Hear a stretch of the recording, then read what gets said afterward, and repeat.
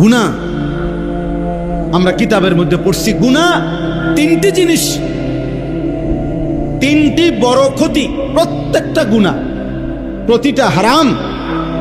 নারী, ছবি, জিনা, ব্যভিচার, মদ, জুয়া, সুদ, ঘুষ, কিস্তি, হারাম, নাচ, গান, বাদ্য, অশ্লীলতা, বেহায়াপনা, অসভ্যতা, নোংরামি, আল্লাহর নাফরমানি।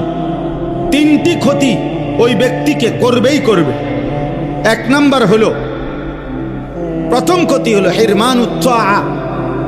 গুনাহ মানুষকে নেক আমল থেকে, আল্লাহর ইবাদত থেকে বঞ্চিত করে। দুই নাম্বার হিরমানুল ইলম, গুনাহ মানুষকে কোরআন সুন্নাহর ইলম থেকে বঞ্চিত করে। তিন নাম্বার হিরমানুল, একটা বললাম কি যে তার ইলম দূর করে দেয়। দুই নাম্বার তার আমলকে কি করে দেয়, ছুটায় দেয়। তিন নাম্বার হলো হিরমানুর রিজক, তার রিজিক কমিয়ে দেয়।